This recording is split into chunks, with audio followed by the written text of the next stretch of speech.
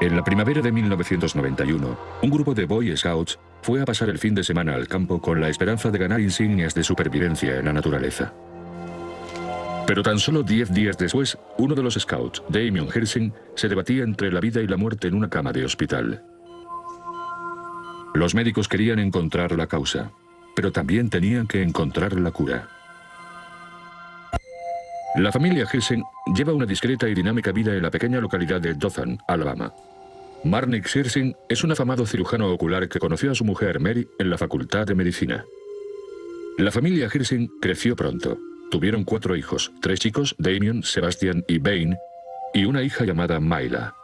Todos ellos inteligentes, activos y sanos. Aproximadamente una semana después de que Damien Hirst volviera de viaje con los Boy Scouts, su madre se preparó para llevar a Damien y a su hermano a Florida. Damien iba a un campamento espacial y Sebastian a un campamento de tenis. Sebastian y su madre colocaron el equipaje en la furgoneta porque Damien no se encontraba bien. Tenía algo de fiebre y diarrea. Sus padres creyeron que habría sido la pizza que Damien había comido en casa de un amigo o quizás algún virus que había cogido en el colegio. Creí que era una reacción a algún tipo de virus o alguna pequeña dolencia y que como madre le podría curar. Mary cogió un medicamento para la diarrea y algunas bebidas para que no se deshidratara y se marcharon en dirección a Florida con la intención de conducir de noche. Los síntomas de Damien no desaparecieron con las medicinas y tuvieron que parar varias veces. En el viaje me di cuenta de que tenía algo más complicado que una simple gripe. Mary decidió que lo mejor era parar y dejar que Damien descansara. Y se pasó toda la noche en el baño de la habitación del hotel. Iba y venía sin parar. Estuvo toda la noche en el baño. Y a la mañana siguiente me desperté pensando, bueno, seguro que ya está bien. Seguiremos el viaje y los llevaré a los campamentos. Pero al día siguiente, Damien no estaba mejor. De hecho, mientras iban hacia Tampa, su madre notó que Damien empeoraba. Ella estaba muy preocupada porque veía que Damien se estaba poniendo muy enfermo. Estaba teniendo mucha diarrea y diarrea con sangre. Eso no es muy normal. Y me di cuenta de que era algo mucho más serio que una mala gripe y que tenía que llevarle a algún hospital. Fueron al hospital más cercano, donde las radiografías mostraron que tenía el intestino inflamado. Las noticias no eran buenas. Otras pruebas mostraron que tenía toxinas mortales en la sangre, lo cual indicaba que los riñones le iban a fallar. Había que tener mucho cuidado ya que podía ser el comienzo de algo desastroso. Los médicos no sabían qué estaba causando la enfermedad de Damien, pero si no identificaban el problema pronto, el niño podía morir. El estado de Damien empeoraba. Así que cuando la diarrea se convirtió en hemorragia, fue transferido rápidamente a la unidad de cuidados intensivos de pediatría de otro hospital. Era como si se estuviera desangrando por dentro y se estuviera quedando sin sangre. Había dejado de ser diarrea para convertirse en hemorragia. Sacaban cubos y cubos llenos de sangre coagulada de él. Las células de glóbulos rojos de Damien estaban siendo destruidas y los riñones le estaban dejando de funcionar. Las pruebas mostraron que sufría una extraña y grave enfermedad llamada síndrome hemolítico urémico. Aunque su padre era médico, no había oído nunca hablar de la enfermedad. No sabía qué enfermedad era, pero como tenía algunos libros a mano, les eché un vistazo y me di cuenta de que era una afección muy grave. Terry Sus fue la primera enfermera que trató a Damien. Sabíamos que podía ocurrirle, y al confirmar que era síndrome hemolítico urémico, nuestras sospechas se hicieron realidad, y sabíamos que podía ser una enfermedad muy agresiva. El síndrome hemolítico urémico es provocado por una bacteria letal, una que crea una toxina, un veneno químico que ataca a los vasos sanguíneos y a la sangre, y desencadena una serie de acontecimientos que pueden ser mortales. Primero tritura los glóbulos rojos, la sangre pierde su habilidad para coagularse y al mismo tiempo las células rotas se agrupan creando un peligroso dique en el torrente sanguíneo. Y cuando éstas llegan a los órganos vitales, les privan de sangre y oxígeno. Los padres de Damien leyeron todo lo que pudieron sobre esta misteriosa enfermedad de la sangre. Estaban desesperados por averiguar qué la había causado. Mary estudió detenidamente todos los libros que había sobre ella. Averiguó que el síndrome hemolítico urémico está normalmente ligado a la comida contaminada, pero nadie más de la familia estaba enfermo. ¿Podría haber sido la pizza que Damien había comido en casa de su amigo? ¿O quizás había sido en la acampada con los Boy Scouts? ¿Habría habido bacterias en el agua o en la comida? Tenía que llamar por teléfono. Nadie en nuestra ciudad era consciente del peligro que corría Damien en ese momento. Llamé al monitor de los Boy Scouts y le pregunté si había alguien más enfermo, porque también me preocupaba que otros niños se hubiesen envenenado. Mary quedó sorprendida y confundida con la respuesta. Ninguno de los otros chicos estaban enfermos. ¿Cómo era posible que este niño estuviera tan enfermo sin ninguna explicación? El origen de la enfermedad de Damien seguía siendo un misterio, pero su gravedad estaba cada vez más clara. El doctor Daniel Plasencia dirigió a un equipo de médicos que intentaron mantener a Damien con vida. Estaba afectando a diferentes órganos y ello lo convertía en una enfermedad grave. Los médicos informaron a Mary sobre el síndrome hemolítico urémico y su imprevisibilidad. Podía causar diversos ataques en los órganos vitales sin ningún tipo de aviso, y había muy poco que los médicos pudieran hacer al respecto. Y me di cuenta de que podía morir. Y eso era algo que me parecía imposible de creer como madre. En ese momento, los médicos me dijeron que no podían hacer nada. Teníamos que esperar, cruzar los dedos y confiar en que esa bestia no diera un golpe mortal a uno de los órganos vitales de Damien. El estado de Damien empeoraba por minutos. Los análisis de sangre mostraban que su sistema se estaba inundando de toxinas. Damien necesitaba diálisis para limpiar su sangre y poder seguir viviendo. En plena noche, me llamó Mary diciendo que tenía que ir urgentemente para allá. Hola. Cuando Marnix llegó desde Alabama, las toxinas mortales estaban ya en el torrente sanguíneo y empezaban a afectar al sistema nervioso de Damien. El peligro era real y aterrador. Fue un momento muy duro cuando tuve que ir a hablar con Damien esa primera noche, el día que llegué. Y fue muy duro porque estaba delirando. No estaba como él era normalmente. Y supe que estaba sufriendo pequeñas embolias, una especie de pequeños derrames.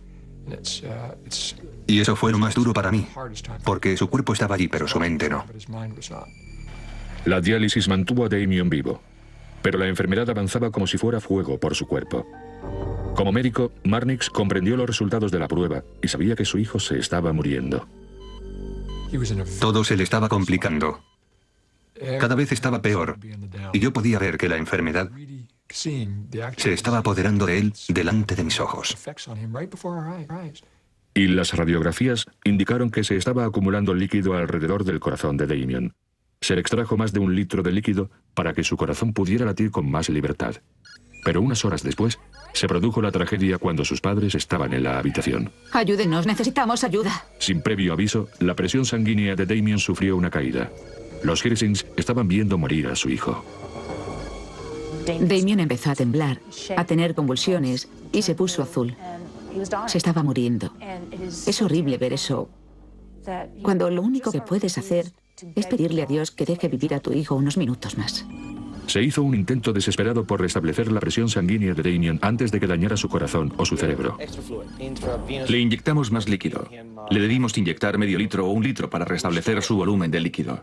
Poco a poco aumentó su presión sanguínea y Damien sobrevivió a la muerte. Pero la enfermedad no había hecho más que empezar a mostrar su poder. Los Hirsings estaban desesperados. ¿Qué había provocado esta terrible enfermedad en su hijo? ¿Por qué no había tratamiento?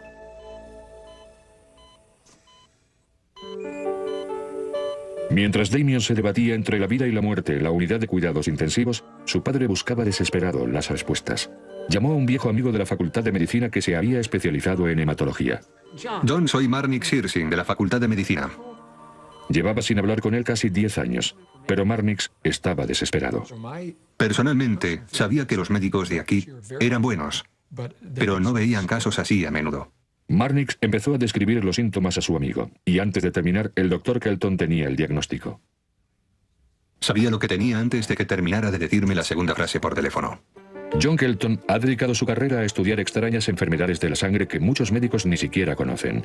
Por tanto, sabía por experiencia que lo peor aún no había llegado. En llamadas de teléfono posteriores, me pareció evidente y también preocupante que Damien estuviera pasando de una enfermedad localizada llamada síndrome hemolítico urémico a una enfermedad mucho más grave llamada púrpura trombótica trombocitopénica. El doctor Kelton sabía algo que los médicos del hospital no sabían. Solo una cosa mantendría a Damien con vida: un tratamiento arriesgado que muchos médicos consideraban demasiado experimental. Un recambio de plasma. 9 de cada 10 personas que padecen púrpura trombótica trombocitopénica y no se tratan, mueren. El recambio plasmático era una recomendación controvertida. Conllevaba intercambiar completamente la parte líquida de la sangre del paciente con plasma donado. Lo que se consigue con ello es eliminar las sustancias tóxicas del torrente sanguíneo. Estas transfusiones masivas implicaban otros riesgos, un posible contagio de VIH o de hepatitis. Pero el Dr. Kelton sabía que no hacer nada era un riesgo mayor. Les dije que yo sabía de otros pacientes que no habían recibido tratamiento y que habían empeorado. Finalmente terminaron muriendo. Cuando comenzó el recambio de plasma diario, el estado de Damien empezó a mejorar. Para mí empezó a ser evidente que las toxinas y todas las sustancias perjudiciales se estaban eliminando de su cuerpo. Mientras tanto, Mary Hirsching continuó estudiando por su cuenta el síndrome hemolítico urémico y la bacteria que lo causaba. Del 96 al 98% de los casos de síndrome hemolítico urémico están causados por un microbio nuevo y letal que está en nuestra comida. Esta es la bacteria. Se llama Escherichia coli. Si se observa, se puede ver cómo se multiplica la bacteria y se convierte en una amenaza mortal. La descubrieron tan solo en los años 70, pero es la causa principal de los problemas renales de los niños estadounidenses. Mata a 500 personas todos los años en los Estados Unidos, la mayoría niños. De alguna manera, la bacteria Escherichia coli se introdujo en el cuerpo de Damien y le produjo el trastorno sanguíneo. Posiblemente Damien ingirió la bacteria mortal una semana o 10 días antes. Una sola bacteria podría haber provocado la cadena de acontecimientos. Multiplicándose de forma salvaje con el calor, atacó el intestino de Damien. Pero, ¿dónde se contagió? ¿Por el agua contaminada? ¿La carne? ¿Zumo sin pasteurizar? Si ocurrió durante la excursión con los Boy Scouts, ¿por qué no afectó a ninguno de los otros niños? Antes de que los médicos supieran que la terapia de plasma iba a funcionar, la enfermedad volvió a atacar. Un ecocardiograma reveló que el corazón de Damien seguía siendo atacado. Los médicos tuvieron que extraerle todo ese líquido que se le estaba acumulando alrededor del corazón. Básicamente tuvieron que drenarle. Tenían que tomar medidas muy drásticas para mantener vivo a Damien. Tenían que volver a operarle del corazón. Si no se hacía algo, el corazón dejaría de latir. Se le empezó a hacer el recambio plasmático demasiado tarde para frenar el daño que habían sufrido sus órganos internos. Los médicos y enfermeras no estaban seguros. Fue duro, porque no se puede dejar morir a los niños sin luchar. Damien luchó y sobrevivió a la operación de corazón. Pronto empezó a mejorar. El recambio de plasma continuó. Damien podía respirar solo. Pero la enfermedad se preparaba para otro duro ataque a su debilitado cuerpo. Y empezó de la manera más inocente. Tenía mucha sed. Necesitaba ingerir algún tipo de líquido. Así que le empezamos a dar de beber. Y su madre le compró un refresco que le había prometido. Un refresco. Gracias, mamá. Cuando Damien dio los primeros sorbos, comenzó el desastre. Sintió un insoportable dolor abdominal. Y Marnix estaba seguro de que estábamos ante otra catástrofe. Las radiografías confirmaron los peores temores de Marnix. La enfermedad le había perforado el intestino. Las bacterias venenosas estaban ahora en su cuerpo y Damien necesitaba cirugía de emergencia. Fue la primera vez que verdaderamente asumí que Damien podía e iba a morir. Y me tuve que preparar para su muerte, porque todo indicaba que no había nada que hacer. La anestesia, la cirugía, las bacterias saliendo de su intestino. Cualquiera de esos elementos era suficiente para matar a Damien. Tenía muy poco con lo que luchar. No queríamos perder la esperanza, pero en nuestro interior sabíamos que no podríamos hacer mucho por él. Los padres y los médicos de Damien no sabían si podría sobrevivir a otra batalla. ¿Cómo entró la mortal bacteria Escherichia coli en el cuerpo de Damien Hirsching? ¿Estaría en el agua del campamento de Boy Scouts o estaría en la comida? Si hubiera estado en la comida del campamento, ¿por qué no estaban otros niños enfermos? Sorprendentemente, la respuesta la tenía el propio Damien. Lo vio en un sueño que tuvo en la cama del hospital.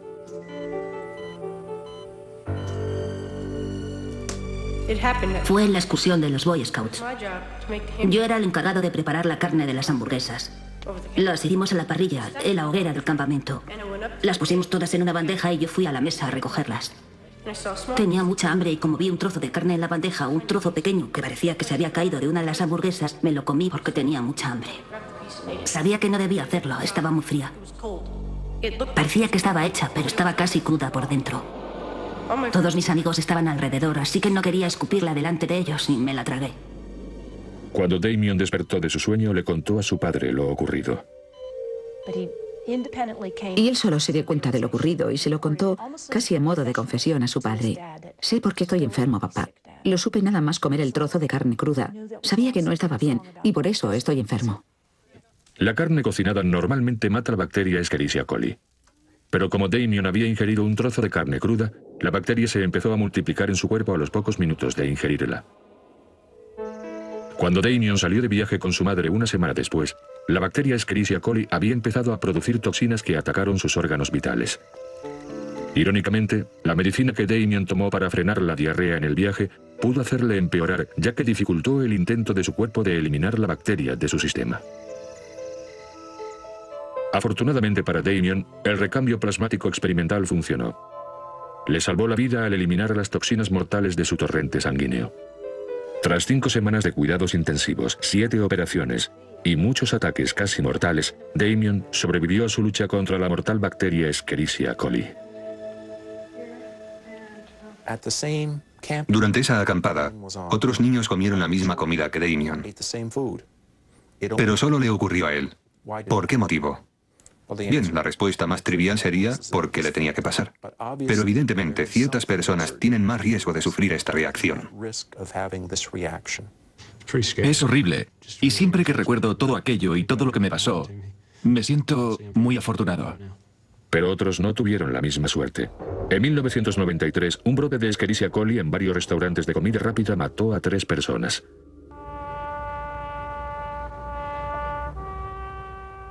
Otra de las víctimas fue Brian Kainer, de 10 años, que sufrió daños cerebrales irreversibles. Y en el verano de 1996, más de 9.000 niños japoneses se vieron afectados por la bacteria Escherichia coli. 11 de ellos murieron. La bacteria Escherichia coli proviene normalmente del tracto intestinal del ganado. El estiércol con Escherichia coli puede ir a parar a los arroyos y causar contaminación. Y cuando el estiércol se utiliza como abono, puede contaminar las manzanas que se caen al suelo. Si se hace sidra con esas manzanas, la sidra puede estar contaminada también, pero la forma más común de infección de Escherichia coli es a través del ganado cuando la carne no se cocina lo suficiente. Un estudio descubrió que el 3,5% de la carne de vacuno que se vende en los supermercados estaba infectada con la bacteria mortal Escherichia coli. Y también existe el problema de la intercontaminación. Los líquidos de la carne de vacuno contaminada pueden contaminar otros alimentos de un frigorífico o una encimera. La niebla asesina atacó de nuevo. ¿Pero por qué? Las familias de los fallecidos y de las víctimas exigieron respuestas. Querían saber qué había causado aquella densa niebla el 11 de diciembre de 1990.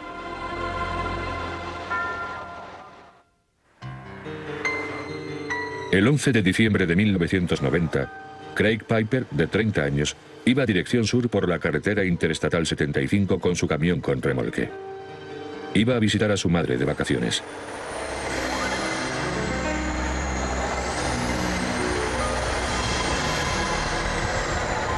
Cuando penetró en la densa niebla, la visibilidad era prácticamente nula. En cuestión de segundos, chocó.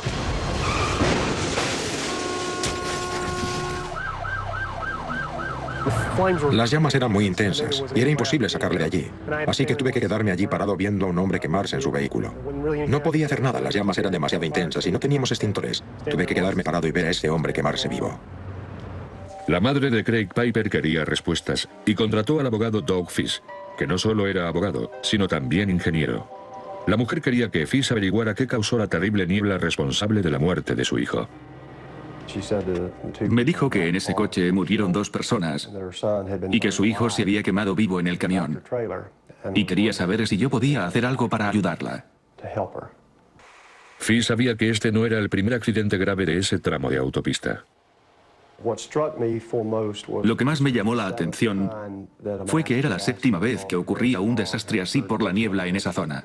El accidente se produjo en la autopista interestatal 75, en el punto más bajo del valle, a unos 800 metros de donde dicha autovía cruza el río Hiwassee. Debido a su localización, la niebla siempre había sido frecuente en esta zona.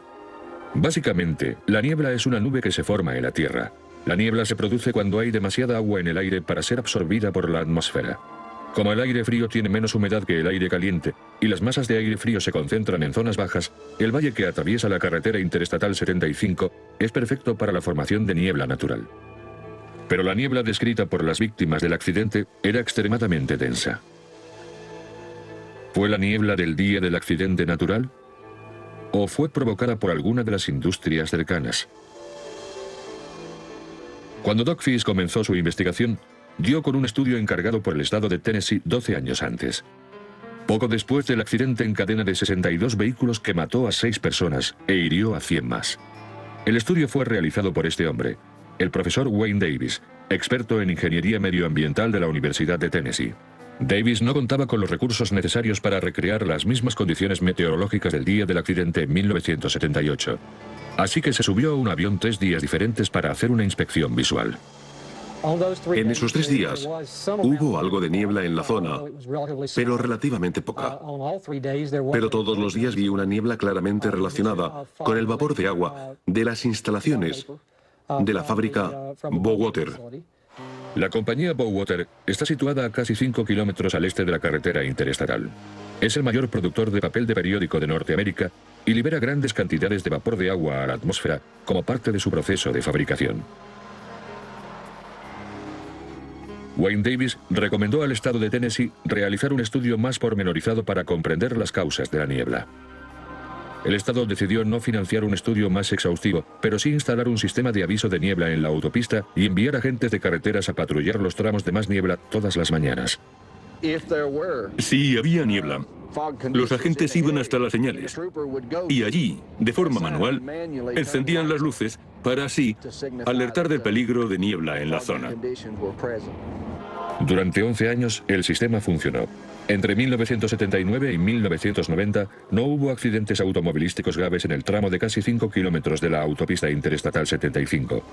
El sistema funcionó hasta el 11 de diciembre de 1990. El estudio de Wayne Davis fue un importante punto de partida para Doug Fish.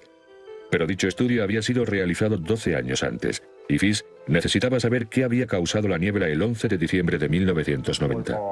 Siempre había habido nieblas asesinas antes de los accidentes, por lo que no se trataba de niebla natural. Tanto las víctimas como los testigos de los accidentes decían que la visibilidad era totalmente nula. Por tanto, no era niebla natural. Era una niebla demasiado densa para ser natural. Doug Fish supo de un científico que utilizaba un sistema informático para rastrear condiciones climatológicas y contaminantes. ¿Era posible que la ciencia pudiera recrear las condiciones climatológicas del día del accidente? El abogado Doug Fish quería saber si la densa niebla de la mañana del accidente era natural o si había sido provocada por alguna de las fábricas locales, o quizás por una combinación de ambos factores. Para averiguarlo, contrató al catedrático Alan Eisenroder, profesor de Ingeniería Civil de la Universidad de Harvard. Su especialidad es la gestión de riesgos y también dirige una consultora especializada en modelos de calidad de aire. Pensó que yo le podía ayudar, ya que la frecuencia de la niebla y la frecuencia de los accidentes suponían un análisis de riesgos estadísticos, y yo llevo haciendo modelos atmosféricos más de 30 años. Eisenroder recopiló la información meteorológica de la mañana del accidente de los aeropuertos de Knoxville y Chattanooga, y también de 2 centrales nucleares, una a tan solo 28 kilómetros de la zona. Los informes meteorológicos indicaban que en la mañana del accidente no había habido apenas nubes. Los vientos fueron ligeros y la temperatura descendió rápidamente la noche anterior, de 15 grados centígrados por la tarde a temperaturas casi gélidas. Este rápido descenso de la temperatura podía causar un fenómeno meteorológico llamado inversión térmica. La inversión térmica se produce cuando la temperatura de la superficie terrestre es más baja que la temperatura de la atmósfera. Esto impide que el aire y la humedad se disipen en la atmósfera y hace que la humedad vuelva abajo. La mañana del accidente, muy temprano, el piloto de un helicóptero que sobrevolaba la carretera interestatal 75 vio una nube con forma de champiñón parecida a esta sobre las chimeneas de la fábrica Bowater a unos 5 kilómetros al este de la zona del accidente. Eisenhower cree que esto es la confirmación visual de la inversión térmica. El vapor del agua se produce de forma natural, proviene de la evaporación de los lagos, arroyos, ríos y de la humedad de la tierra. Según el profesor Eisenhower, la velocidad de evaporación de los cuerpos naturales de agua en la zona era solo de unos 1500 litros al día. Esto solo era suficiente para crear una niebla ligera y no la densa niebla descrita por las víctimas del accidente y los equipos de rescate. Eisenhower estaba convencido de que tenía que haber otra fuente de vapor de agua que hubiera provocado la densa niebla. Vio una serie de estanques a ambos lados de la autopista interestatal. Eran estanques de tratamiento de aguas residuales que pertenecían a la fábrica Bowater. Estos estanques se utilizaban para depurar las aguas residuales de la fábrica de papel.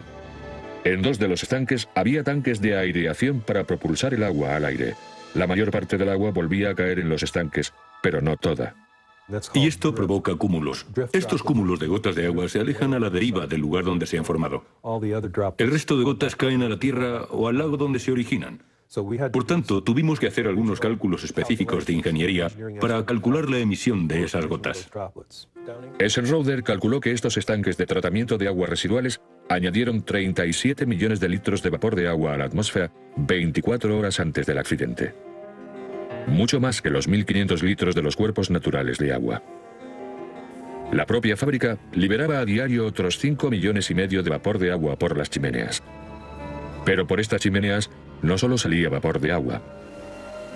Las papeleras también liberan lo que se conoce como aerosoles o residuos del proceso de producción del papel.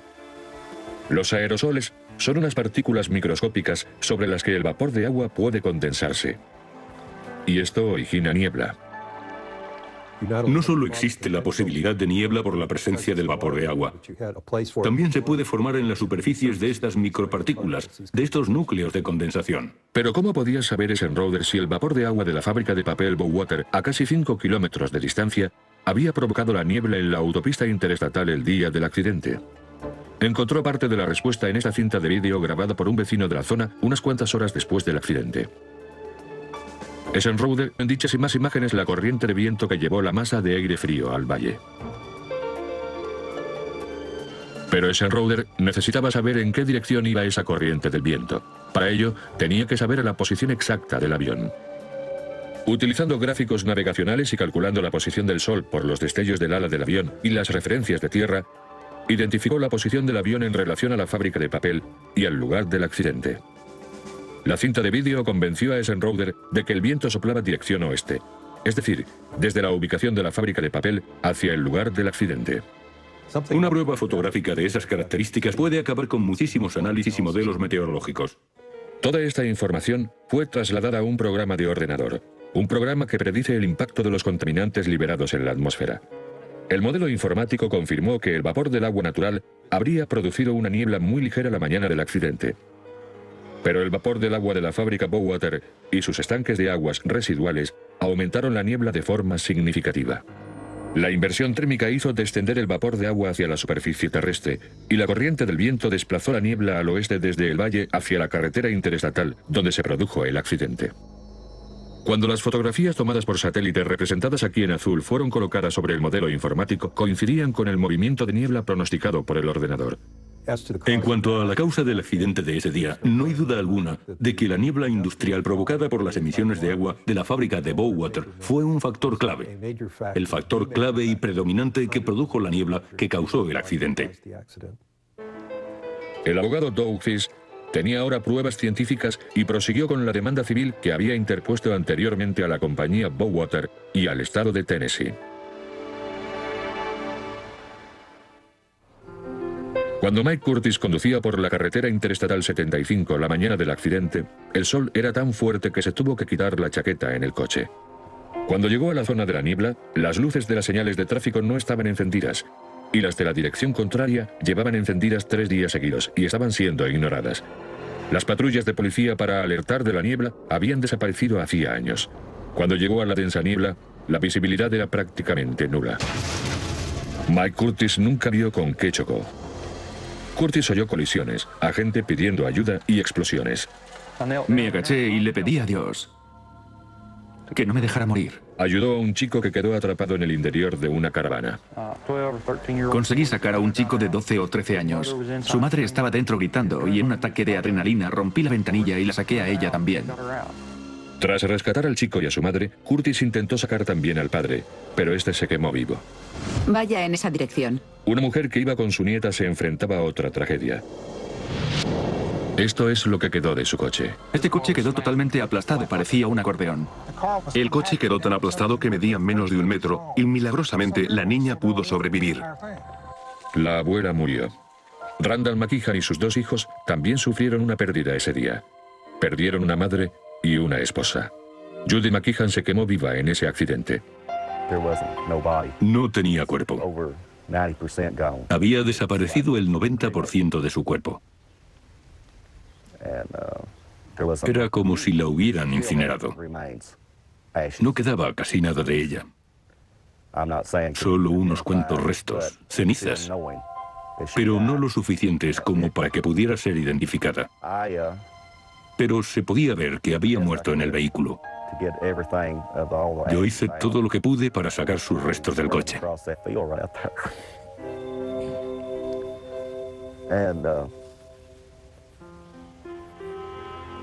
Y los extendí fuera.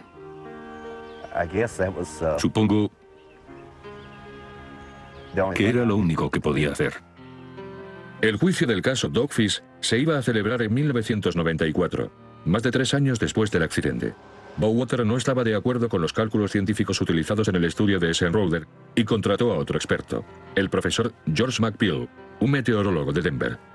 Su estudio determinó que la contribución de Bowater a la formación de niebla el día del accidente fue de menos de un 1%.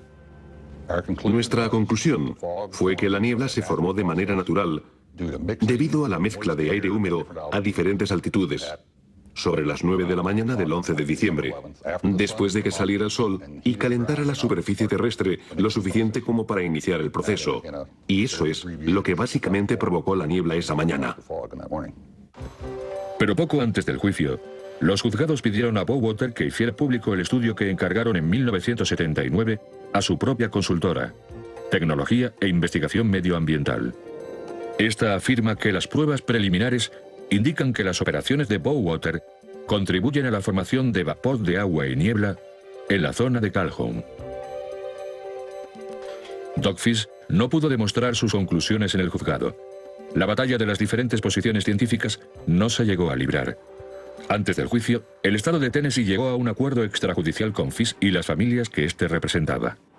Debido al mal funcionamiento de las señales de aviso de niebla, el Estado ofreció una compensación de $800.000 y también se comprometió a instalar un sistema de detección de niebla de $4 millones. Cuando la niebla alcanza una determinada densidad, unas enormes señales avisan automáticamente a los conductores de la presencia de niebla en la zona, y unos sensores cierran automáticamente el acceso a la autopista. Bowater también llegó a acuerdos extrajudiciales con 30 víctimas y familiares de víctimas representadas por Dogfish y otros abogados. Les compensó con $11 millones. Bowater sigue manteniendo que su fábrica de papel y sus estanques de tratamiento de aguas residuales no tuvieron nada que ver con la niebla del día del accidente. Sin embargo, Bowater accedió a limitar el uso del estanque de tratamiento número 4, el más cercano a la autopista. Pero lo importante no es si el estanque número 4 provoca niebla o si la niebla se produce de forma natural. Lo importante es que en esa zona hay niebla de vez en cuando. Y cuando hay niebla en una determinada zona, los sistemas de control de carreteras tienen que ser suficientes para alertar a los conductores. A pesar de los acuerdos extrajudiciales y el nuevo sistema de aviso de niebla, muchos siguen creyendo que la autopista no es segura. Es una medida preventiva, no una solución al problema, ya que no hacen que la niebla se disipe. Las señales de aviso no son la solución cuando se puede hacer más. El cierre del estanque número 4 no soluciona el problema, y la autopista sigue sin ser segura. La probabilidad de que vuelva a haber otro accidente es considerablemente menor, pero el riesgo no ha desaparecido, y el peligro tampoco ha desaparecido. Por tanto, sigue habiendo grandes riesgos de más víctimas y muertos en este tramo de la carretera. Esta es la tercera vez que vengo aquí. Y para cualquier agente, esto es una zona conmemorativa. Ese puente es conmemorativo porque en esta zona murió mucha gente de forma innecesaria. Earl Morris estaba de vacaciones en California cuando se enteró de que su mujer había desaparecido de su casa en Arizona. Hola, solo era para decir que llegaré un poco tarde. ¿Qué? ¿Que mamá ha desaparecido? ¿Qué ha pasado? Un gran número de investigadores de la policía, incluidos forenses y especialistas en pruebas de ADN, participaron en la búsqueda de Ruby Morris e incluso guardacostas. Ahora mismo voy para ahí. Los resultados de aquella investigación sorprendieron a todo el mundo, especialmente a Earl Morris.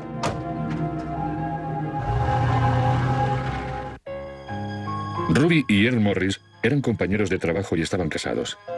Llevaban 20 años de matrimonio y eran padres de 3 hijos adultos. Ambos cónyuges eran contables y dirigían su propia gestoría contable y fiscal. Hacía muchos años que la tenían. La levantaron ellos juntos desde cero y les iba muy bien. El negocio les hizo millonarios y criaron a sus 3 hijos en una lujosa casa en las montañas, justo a las afueras de Phoenix. El 4 de junio de 1989, Earl Morris se fue en coche a California para asistir al concierto de su hija mayor, Donna Kay, cantante de country con una prometedora carrera. Ruby decidió no ir con su marido en aquel viaje y en su lugar acordó ir de compras con su otra hija, Cindy, para comprar los muebles de la casa que se había comprado. Pero Ruby no apareció el domingo por la mañana en casa de Cindy para ir de compras. Así que Cindy decidió ir a casa de sus padres. Aquello era muy raro en su madre. Su madre nunca faltaba a una cita con ella, a menos que llamara para cancelarla, pero aquel día no lo hizo. Ruby Morris no estaba en casa. La alarma antirrobo estaba apagada. Su bolso no estaba, pero su coche seguía allí, aunque aparcado de forma diferente a la habitual.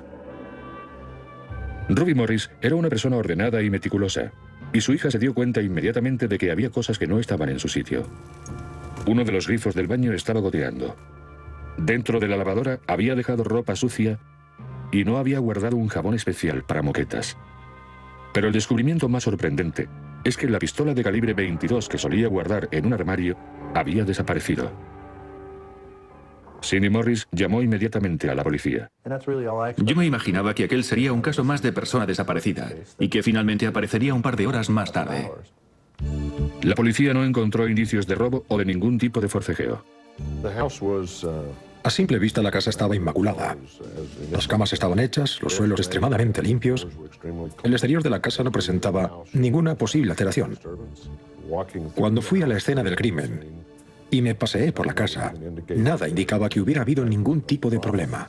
Ruby solía salir a caminar al desierto, que estaba cerca de su casa, así que la policía inspeccionó la zona en helicóptero. Quizá hubiera salido a caminar al desierto y le hubiera pasado algo, y puede que estuviera demasiado lejos para volver a casa. Por eso pensamos que lo mejor sería inspeccionar la zona con helicóptero para buscarla, pero no encontramos nada. Ahora mismo voy para ahí. Cuando Earl Morris se enteró de la noticia de la desaparición de su mujer, le dijo a su familia que saldría de California inmediatamente para ir a su casa. Si Cindy Morris tenía razón y le había pasado algo a su madre, los investigadores esperaban encontrar pistas sobre su paradero dentro de la casa de los Morris.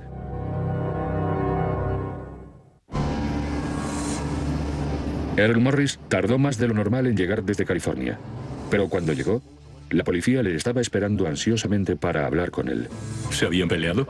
No, bueno, la riña... Earl Morris le contó a la policía que su relación era bastante buena, con alguna que otra pelea, pero nada fuera de lo normal. ¿Ha desaparecido más veces su mujer de esta forma? Sí, lo ha hecho más veces, pero suele llamar para que no nos preocupemos.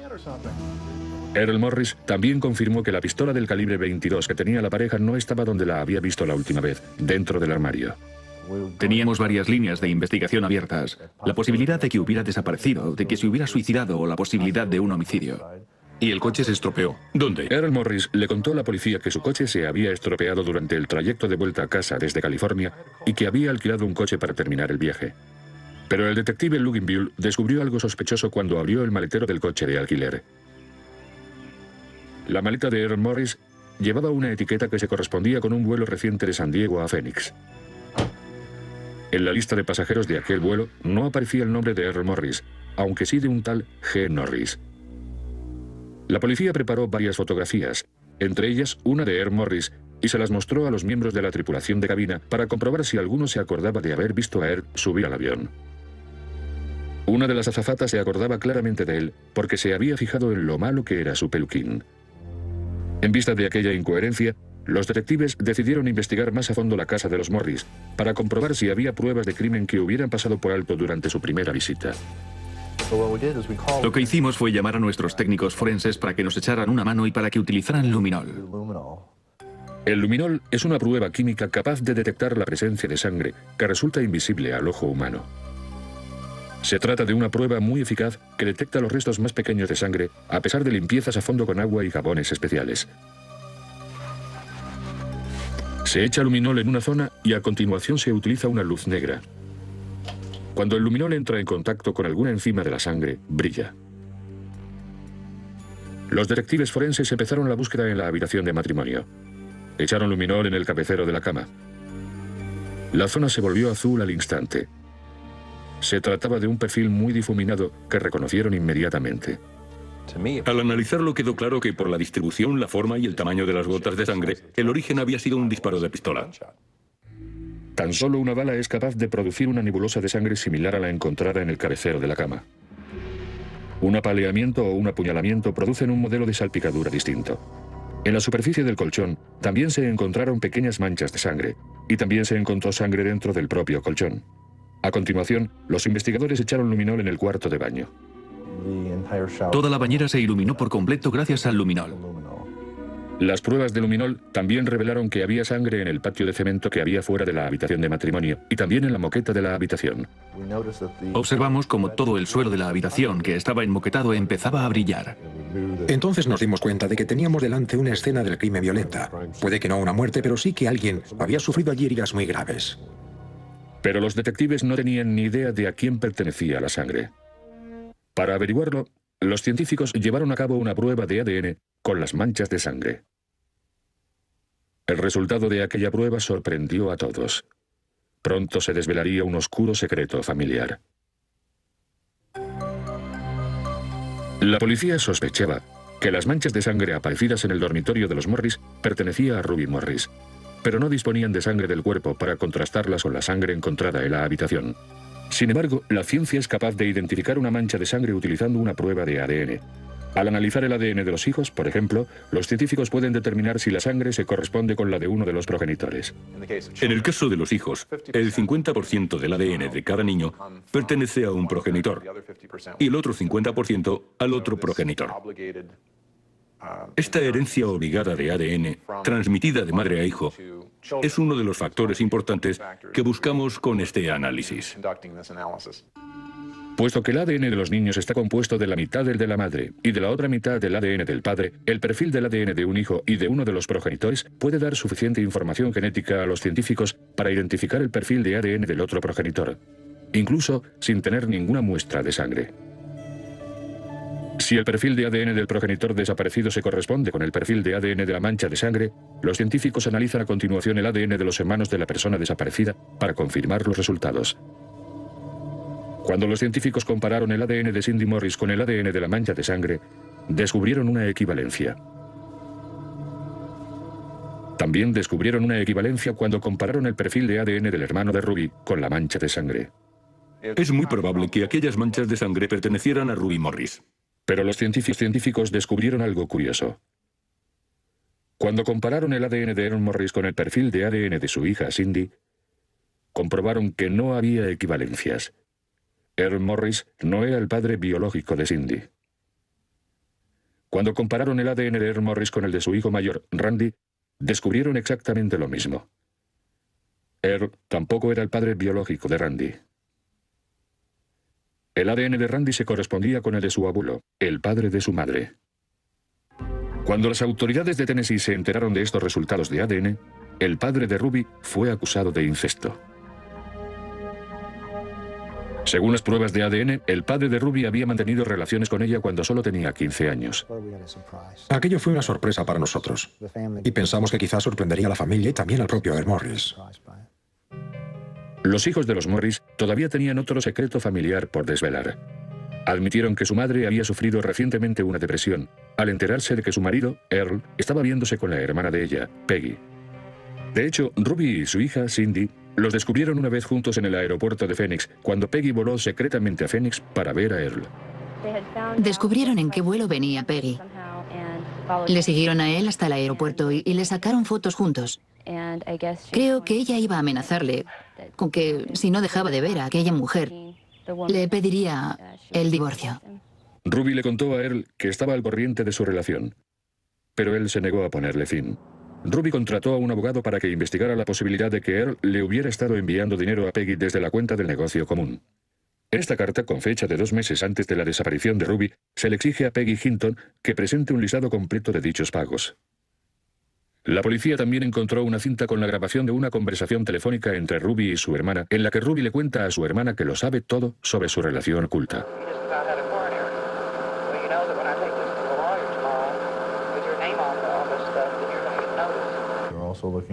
También nos centramos en Peggy, la hermana. Tenía motivos para estar implicada en el caso. Cabía también esa posibilidad. Por aquel entonces ella vivía en Luisiana, pero descubrimos que tenía planeadas unas vacaciones en San Diego aquel fin de semana. Descubrimos llamadas de teléfono de Earl a ella. Peggy admitió ante la policía que había planificado un encuentro con Earl en San Diego poco después de la desaparición de Ruby, pero que había perdido el vuelo. Sin embargo, la policía sabía que Earl había estado en San Diego, no solo por la etiqueta que colgaba de su maleta, sino porque encontraron su coche en el aparcamiento del aeropuerto. El coche parecía estar limpio, pero cuando echaron luminol en el interior apareció una enorme mancha de sangre. Tanta sangre que la persona a la que perteneciera casi seguramente habría muerto. El análisis del ADN de la sangre encontrada en el coche desveló que se correspondía con la mancha de sangre encontrada en el dormitorio de los Morris, y que los científicos habían determinado que correspondía a Ruby. Todo aquello nos estaba conduciendo a un posible homicidio, pero seguíamos sin tener el cuerpo. No sabíamos dónde estaba el cuerpo. No sabíamos si lo habría llevado a San Diego. ¿Por qué razón iba a llevarlo allí? No teníamos ninguna pista firme. La pista estaba aquí, en el puerto deportivo de San Diego.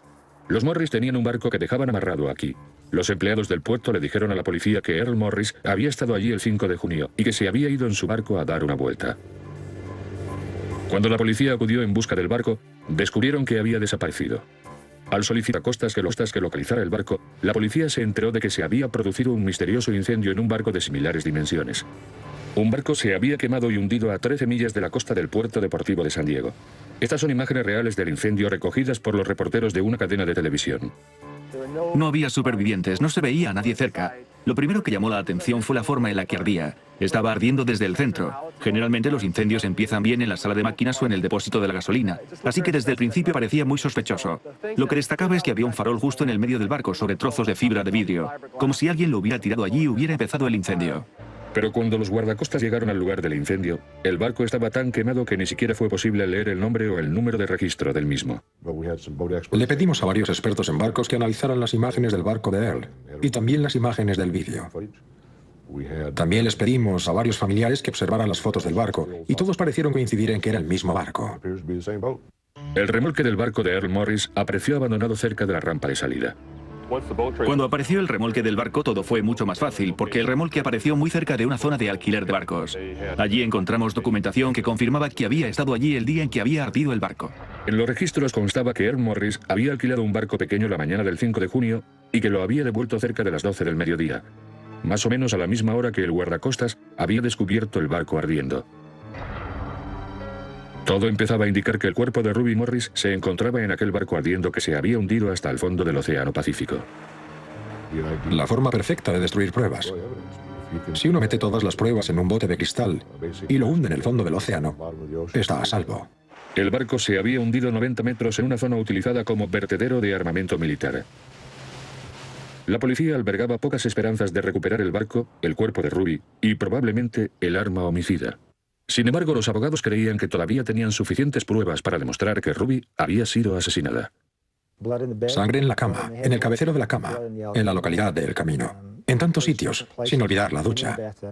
Todos apuntaban a heridas graves.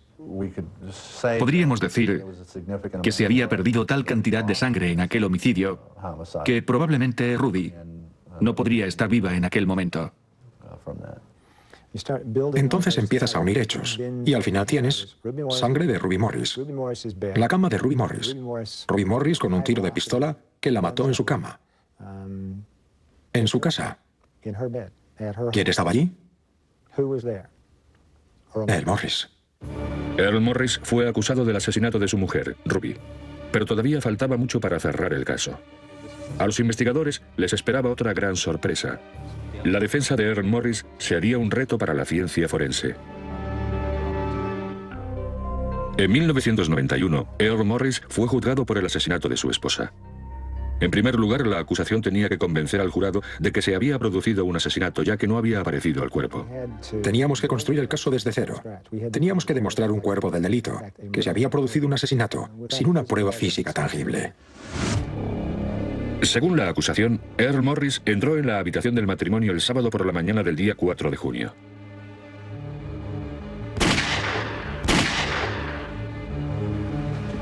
Arrastró el cuerpo al baño de la habitación, le quitó la ropa y la metió en la bañera para quitarle la sangre. A continuación le puso un chándal, le cubrió la herida de la cabeza con una visera y llevó el cuerpo al garaje. Como su coche no tenía maletero, su única opción era colocar el cuerpo en el asiento del copiloto. Después, Earl limpió la sangre que había dentro de la casa. En el cabecero de la cama, en la bañera, en las moquetas. Todo saldría posteriormente a la luz gracias al luminol. Earl inició su viaje a San Diego y condujo unos 640 kilómetros con el cuerpo de su esposa al lado. La sangre siguió goteando por la herida de la cabeza y cubriendo el suelo bajo el asiento, como posteriormente desvelaría el test del luminol. Earl se detuvo para repostar y nadie se dio cuenta de que el copiloto estaba muerto. Cuando Earl llegó a San Diego, arrastró su barco al embarcadero.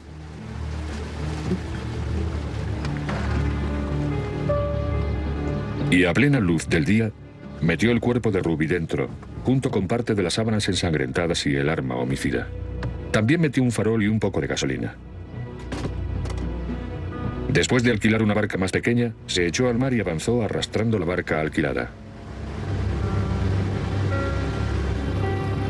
A 13 millas de la orilla, en el Océano Pacífico, Earl Morris lo preparó todo para hacer desaparecer el barco, con la esperanza de que ardiera no solo el cuerpo de su mujer, sino también todas las pruebas que lo implicaban a él. Después de rociar el barco con gasolina, se montó en la barca alquilada, encendió el farol y lo arrojó a la cabina.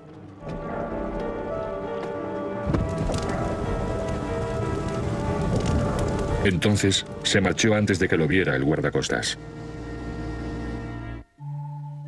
Poco después de que Morris se marchara de la escena del delito, un equipo de reporteros grabó estas imágenes cuando el barco estaba todavía en llamas, varios minutos antes de hundirse. No fue posible recuperar ni a Ruby Morris ni el barco. Durante el juicio, Earl Morris arguyó una sorprendente defensa. Admitió que su esposa estaba muerta y que su cuerpo se encontraba dentro del barco que se había quemado y posteriormente hundido. Earl Morris también admitió que había sido él quien había provocado el incendio y quien había hundido el barco. Pero subrayó que no había sido él quien había matado a su esposa. Dijo que se había suicidado por sentirse culpable y por la depresión que tenía. Culpable porque su marido no era el padre de 2 de sus hijos y depresión por la relación de su hermana Peggy con Earl. Lo primero que pensé fue que me culparían por el suicidio de Ruby. Después de pensar eso, ¿tomó alguna decisión? Sí. ¿Qué decisión tomó? Esconder lo que ella había hecho. Hasta aquel momento teníamos pruebas circunstanciales de que estaba muerta. No teníamos a nadie que hubiera visto el cuerpo de Ruby. Nadie que hubiera visto herida a Ruby Morris. Nadie que hubiera presenciado el disparo. O que hubiera escuchado el disparo. Earl Morris testificó que había descubierto a su mujer con un tiro en la sien izquierda y que había utilizado la pistola del calibre 22 que tenían. Dijo que había encontrado su cuerpo después del suicidio y temió que le echara la culpa. Así que se deshizo del cuerpo hundiendo el barco. Pero las pruebas forenses demostraron lo contrario. Las pruebas de las salpicaduras de sangre desvelaron a los detectives forenses que no era posible que Ruby se hubiera suicidado. Earl había afirmado que la herida del disparo se encontraba en la sien izquierda, pero Ruby era diestra.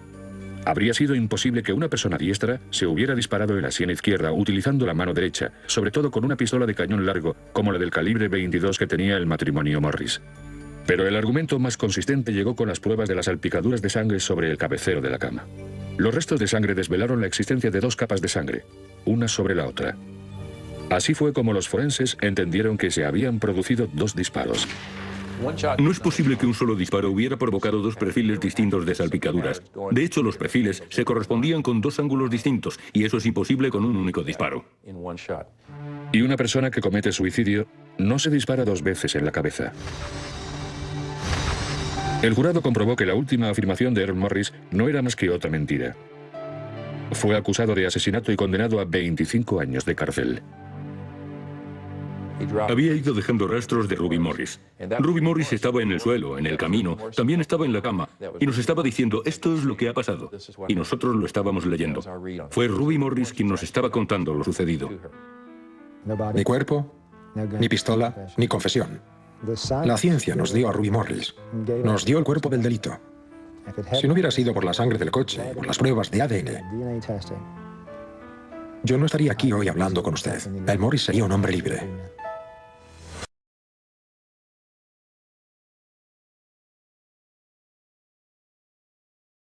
Pero nadie más de la familia estaba enfermo. ¿Podría haber sido la pizza que Damien había comido en casa de su amigo? ¿O quizás había sido en la acampada con los Boy Scouts? ¿Habría habido bacterias en el agua o en la comida? Tenía que llamar por teléfono. Nadie en nuestra ciudad era consciente del peligro que corría Damien en ese momento. Llamé al monitor de los Boy Scouts y le pregunté si había alguien más enfermo, porque también me preocupaba que otros niños se hubiesen envenenado. Mary quedó sorprendida y confundida con la respuesta. Ninguno de los otros chicos estaban enfermos. ¿Cómo era posible que este niño estuviera tan enfermo sin ninguna explicación? El origen de la enfermedad de Damien seguía siendo un misterio, pero su gravedad estaba cada vez más clara. El doctor Daniel Plasencia dirigió a un equipo de médicos que intentaron mantener a Damien con vida. Estaba afectando a diferentes órganos, y ello lo convertía en una enfermedad grave. Los médicos informaron a Mary sobre el síndrome hemolítico urémico y su imprevisibilidad. Podía causar diversos ataques en los órganos vitales sin ningún tipo de aviso, y había muy poco que los médicos pudieran hacer al respecto. Y me di cuenta de que podía morir. Y eso era algo que me parecía imposible de creer como madre. En ese momento, los médicos me dijeron que no podían hacer nada. Teníamos que esperar, cruzar los dedos y confiar en que esa bestia no diera un golpe mortal a uno de los órganos vitales de Damien. El estado de Damien empeoraba por minutos. Los análisis de sangre mostraban que su sistema se estaba inundando de toxinas.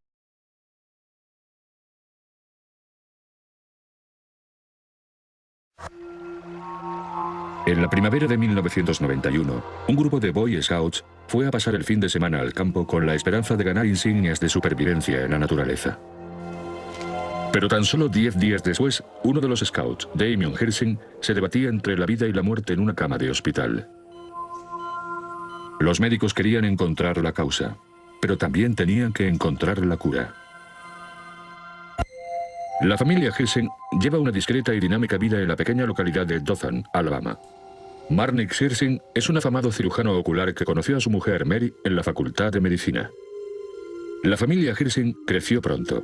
Tuvieron 4 hijos, 3 chicos, Damien, Sebastian y Bain, y una hija llamada Myla. Todos ellos inteligentes, activos y sanos. Aproximadamente una semana después de que Damien Hirsing volviera de viaje con los Boy Scouts, su madre se preparó para llevar a Damien y a su hermano a Florida. Damien iba a un campamento espacial y Sebastian a un campamento de tenis. Sebastian y su madre colocaron el equipaje en la furgoneta porque Damien no se encontraba bien. Tenía algo de fiebre y diarrea. Sus padres creyeron que habría sido la pizza que Damien había comido en casa de un amigo o quizás algún virus que había cogido en el colegio. Creí que era una reacción a algún tipo de virus o alguna pequeña dolencia y que como madre le podría curar. Mary cogió un medicamento para la diarrea y algunas bebidas para que no se deshidratara y se marcharon en dirección a Florida con la intención de conducir de noche. Los síntomas de Damien no desaparecieron con las medicinas y tuvieron que parar varias veces. En el viaje me di cuenta de que tenía algo más complicado que una simple gripe. Mary decidió que lo mejor era parar y dejar que Damien descansara. Y se pasó toda la noche en el baño de la habitación del hotel. Iba y venía sin parar. Estuvo toda la noche en el baño. Y a la mañana siguiente me desperté pensando, bueno, seguro que ya está bien. Seguiremos el viaje y los llevaré a los campamentos. Pero al día siguiente, Damien no estaba mejor. De hecho, mientras iban hacia Tampa, su madre notó que Damien empeoraba. Ella estaba muy preocupada porque veía que Damien se estaba poniendo muy enfermo. Estaba teniendo mucha diarrea y diarrea con sangre. Eso no es muy normal. Y me di cuenta de que era algo mucho más serio que una mala gripe y que tenía que llevarle a algún hospital. Fueron al hospital más cercano, donde las radiografías mostraron que tenía el intestino inflamado. Las noticias no eran buenas. Otras pruebas mostraron que tenía toxinas mortales en la sangre, lo cual indicaba que los riñones le iban a fallar. Había que tener mucho cuidado ya que podía ser el comienzo de algo desastroso. Los médicos no sabían qué estaba causando la enfermedad de Damien, pero si no identificaban el problema pronto, el niño podía morir. El estado de Damien empeoraba, así que cuando la diarrea se convirtió en hemorragias venosas, Damien necesitaba diálisis para limpiar su sangre y poder seguir viviendo. En plena noche, me llamó Mary diciendo que tenía que ir urgentemente para allá. Hola. Cuando Marnix llegó desde Alabama, las toxinas mortales estaban ya en el torrente sanguíneo y empezaban a afectar al sistema nervioso de Damien.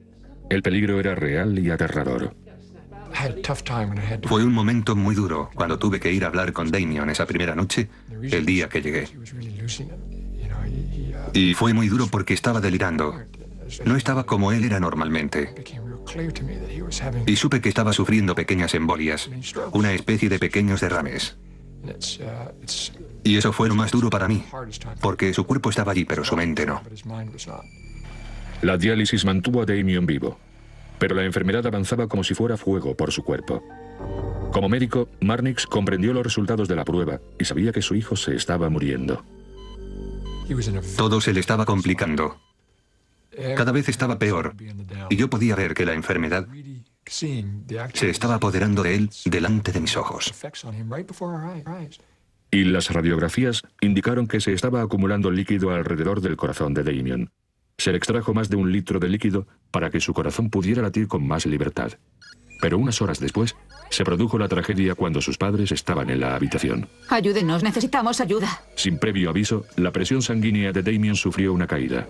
Los Hirsings fue transferido rápidamente a la unidad de cuidados intensivos de pediatría de otro hospital. Era como si se estuviera desangrando por dentro y se estuviera quedando sin sangre. Había dejado de ser diarrea para convertirse en hemorragia. Sacaban cubos y cubos llenos de sangre coagulada de él. Las células de glóbulos rojos de Damien estaban siendo destruidas y los riñones le estaban dejando de funcionar. Las pruebas mostraron que sufría una extraña y grave enfermedad llamada síndrome hemolítico urémico. Aunque su padre era médico, no había oído nunca hablar de la enfermedad. No sabía qué enfermedad era, pero como tenía algunos libros a mano, les eché un vistazo y me di cuenta de que era una afección muy grave. Terry Sus fue la primera enfermera que trató a Damien. Sabíamos que podía ocurrirle, y al confirmar que era síndrome hemolítico urémico, nuestras sospechas se hicieron realidad, y sabíamos que podía ser una enfermedad muy agresiva. El síndrome hemolítico urémico es provocado por una bacteria letal, una que crea una toxina, un veneno químico que ataca a los vasos sanguíneos y a la sangre, y desencadena una serie de acontecimientos que pueden ser mortales. Primero tritura los glóbulos rojos, la sangre pierde su habilidad para coagularse y al mismo tiempo las células rotas se agrupan creando un peligroso dique en el torrente sanguíneo. Y cuando éstas llegan a los órganos vitales, les privan de sangre y oxígeno. Los padres de Damien leyeron todo lo que pudieron sobre esta misteriosa enfermedad de la sangre. Estaban desesperados por averiguar qué la había causado. Mary estudió detenidamente todos los libros que había sobre ella. Averiguó que el síndrome hemolítico urémico está normalmente ligado a la comida contaminada.